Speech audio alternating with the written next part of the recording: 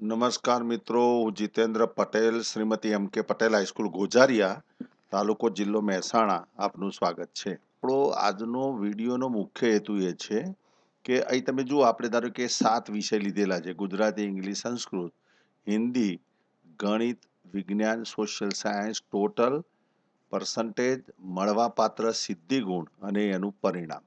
હવે આ સામાન્ય શીટથી એ સમજાવવું છે મારે કે સામાન્ય રીતે શું હોય છે કે આપણે પરિણામ બનાવીએ છીએ ધોરણ 9નું કે 11માનું, અને છેલ્લે પછી આપણે સિદ્ધિગુણ અને કૃપાગુણ મૂકતા હોઈએ છીએ. પરંતુ આ એક્સેલની શીટની અંદર ઓટોમેટિક મિત્રો સિદ્ધિગુણ અને કૃપાગુણ જરૂરિયાત પ્રમાણે કમ્પ્યુટર જાતે જ આપી દે છે એમ.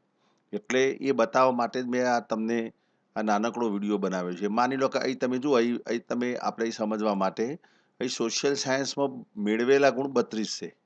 ઓકે, હવે સાયન્સની અંદર 30 ગુણ છે, ગણિતની અંદર 30 ગુણ છે, આગળના બીજા વિષયની અંદર પૂરા ગુણ મૂકેલા છે. આપણે હવે સમજવા માટે જુઓ, ગણિતમાં 30 ગુણ છે એટલે એને સિદ્ધિ ગુણ 3 આપી દીધા, બરાબર.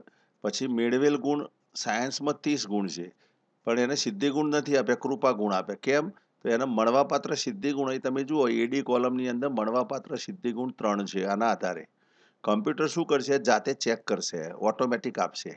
હવે જો અહીં 30 હતા તો આને 3 આપ્યા. ધારો કે હું 3, એને 3 જ મળે છે. હવે હું 30ની જગ્યાએ માની લો કે 29 માર્ક કરી દઉં. અહીં તમે જુઓ, આપણે 30ની જગ્યાએ 29 માર્ક કરીએ છીએ તો એને 4 માર્ક્સની જરૂર પડે પાસ થવા માટે. હવે એને મળે છે કેટલા? તમે જુઓ, એને મળે છે તો 3 જ. 33 + 3 36% થયા, એટલે 3 ગુણ મળે છે. તો એને શું કર્યું? 29માં 3 સિદ્ધિ ગુણ આપ્યા એટલે 32 થયા, અને એક ઓટોમેટિક કૃપા ગુણ આપ્યો એટલે 33 માર્ક આને કરી નાખ્યા. હવે કૃપા ગુણ આપ્યા એનો મતલબ પ્રમોશન કરી દીધું એને ઓટોમેટિક. તમે જુઓ, બરાબર. હવે અહીં તમે જુઓ, મેળવેલ ગુણ 30 છે તો એને કૃપા ગુણ 3 આપ્યા. અહીં 32 ગુણ હતા એટલે કૃપા ગુણ 1 આપ્યા. હવે માની લો કે 32ની જગ્યાએ હું 33 ગુણ કરી દઉં તો એને ઓટોમેટિક આ જે કૃપા ગુણ આપેલા છે એક્સ નામની કોલમમાં તમે જુઓ, આ કૃપા ગુણ 1 આપ્યો છે, નીકળી જશે. આપણે એન્ટર મારીએ છીએ તો જો એને જાતે નીકળી ગયા. ઓકે, કારણ કે એના મળવાપાત્ર સિદ્ધિ ગુણ 3 હતા તો એ શરૂઆતમાં એને 3 ગુણ આપી દીધા. 1 બાય 1 બધા વિષયો ચેક કરશે કમ્પ્યુટર. સૌથી પહેલા શું કરશે કમ્પ્યુટર? આપણે એવી કન્ડિશનો આપી છે, જો આ નંબર 1 કન્ડિશન એવી આપી છે કે એ ચેક કરશે કે વિદ્યાર્થીને 25થી ઓછા ગુણ છે. જો 25થી ઓછા ગુણ હશે કોઈ વિષયમાં તો ઓટોમેટિક નાપાસ આપી દેશે. પહેલો રૂલ. ઓકે. પછી બીજા નંબરનો રૂલ શું કરશે? એના પર્સન્ટેજ જોશે એમ, એના પર્સન્ટેજ જોશે, અને પર્સન્ટેજના આધારે અહીં બાજુમાં એડી કોલમમાં મળવાપાત્ર ગુણ નક્કી કરશે એમ, કે એને કેટલા મળે છે. પછી કમ્પ્યુટર શું કરશે? 1 બાય 1 વિશે ચેક કરતા જશે. હવે ચલો 25થી 33 વચ્ચે કેટલા છે માર્ક્સ? તો માની લો કે આ ગણિતની અંદર એને 29 માર્ક છે, એટલે કમ્પ્યુટર જાતે ચેક કરે છે કારણ 4 ગુણ ખૂટે છે. પછી તરત જોશે કે 4 ગુણ ખૂટે છે પણ એને મળે છે કેટલા? તો એને 3 ગુણ મળે છે, એટલે તો 3 ગુણ અહીં આપી દીધા એને. તમે જુઓ, એટલે હવે 29 ને 3 32 થયા. પછી 1 ગુણ ખૂટે છે તો એને 10 માર્ક જે કૃપા ગુણ મળે છે એમાંથી 1 માર્ક અહીં આપ્યો. એટલે હવે એની મેમરીમાં હવે 9 કૃપા ગુણ આપવાના બાકી રહ્યા.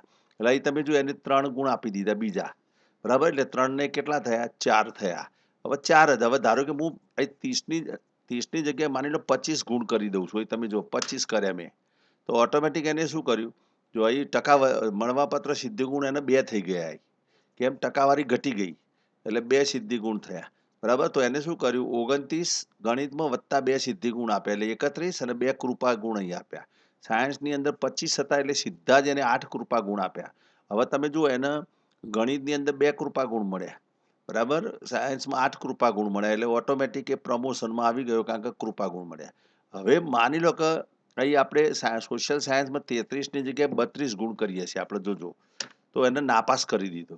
કેમ નાપાસ કર્યો? તો અહીં તમે જુઓ, એને 29 ને 2 31 ને 2 33 ગણિતમાં થઈ જાય છે. વિજ્ઞાનમાં પણ 25 ના 33 થાય છે, પરંતુ એને વધુમાં વધુ મર્યાદા 10 ગુણની છે, કૃપા ગુણની. તો એને શું કર્યું? ગણિતમાં 2 આપી દીધા, વિજ્ઞાનમાં 8 આપી દીધા, એટલે હવે 10 ગુણ એને આપી દીધા. એટલે હવે કૃપા ગુણ બાકી રહ્યા નથી. એટલે અહીં જરૂરિયાત 1 છે તો પણ 1 આપી શકાતો નથી, એટલે ઓટોમેટિક એને શું કર્યું? કમ્પ્યુટરે નાપાસ કર્યો. તો આ રીતે આપણે જુદી જુદી કન્ડિશનો કમ્પ્યુટરને આપીને સમજાવી છે કે ભાઈ 25થી ઓછા હોય તો એને નાપાસ કરવો. નંબર 2, 25થી 33 વચ્ચે હોય તો પહેલાં નક્કી કરવું કે આને કેટલા સિદ્ધિગુણ મળે છે, અને એ આધારે એના સિદ્ધિ ગુણ જરૂરિયાત હોય 25 થી 33 વચ્ચે કેટલા ખૂટે છે એના આધારે આપતા જવાનું. સિદ્ધિ ગુણ પૂરા થાય પછી એને કૃપા ગુણ આપતા જવાનું. તો આ રીતે બધા વિષયોમાં કમ્પ્યુટર જાતે નક્કી કરે છે. હવે માની લો ચલો અહીં આપણે જુઓ આના બધાના અંદર માની લો કે ગણિતની અંદર એને 75 ગુણ લાવ્યો, બરાબર? તો જો ઓટોમેટિક સિદ્ધિ ગુણ અને કૃપા ગુણ નીકળી ગયા, બરાબર? વિજ્ઞાનની અંદર માની લો 70 ગુણ લાવ્યો, તો ચલો સિદ્ધિ ગુણ કૃપા ગુણ નીકળી ગયા. આ એવું આપણે બનાવેલી છે એક્સેલની શીટ કે જેની અંદર તમારે કૃપા ગુણ કે સિદ્ધિ ગુણ આપવાના થતા નથી, ઓટોમેટિક કમ્પ્યુટર આપી દેશે, બરાબર? તો આ ડેમો મેં તમને બતાવ્યો મિત્રો. હવે કન્ડિશન કેવી રીતે વાપરી છે હું તમને એનું લોજિક સમજાવું. હું મેથેમેટિક્સનો ટીચર છું એટલે મને ગણિતની કન્ડિશનો ફાવે છે. તો જો મેં પહેલાં શું આપ્યું, અહીં પહેલી જ વસ્તુ તો ચલો કૃપા ગુણમાં આપણે કઈ કન્ડિશન આપી છે જુઓ તમે. કૃપા ગુણમાં શું કન્ડિશન આપી છે કે is equal to minimum. Minimum લેવો, કયામાં મિનિમમ લેવો? વધુમાં વધુ તમે કેટલા આપી શકો છો? 10 આપી શકો છો, બરાબર? એટલે એક 10 અને બીજી એક કન્ડિશન આપી છે કે જો ઇફ D4 વત્તા E4 લેસ ધેન 33, એટલે આ D4 એટલે મેળવેલા ગુણ અને સિદ્ધિ ગુણ બેનો સરવાળો કરવો અને એ જે સરવાળો 33 થી ઓછો હોય એટલા એને ખૂટે છે. માની લો કે 28 આયા મેળવેલા ગુણ અને 2 સિદ્ધિ ગુણ આવ્યા, તો એનો મતલબ 28 વત્તા 2 કેટલા થયા? 30 થયા. તો હવે એને ખૂટે છે કેટલા? 3.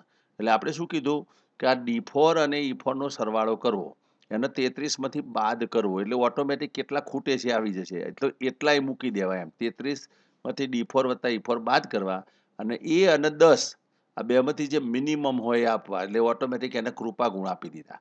હવે માની લો કે કૃપા ગુણ એને F કોલમમાં આપી દીધા.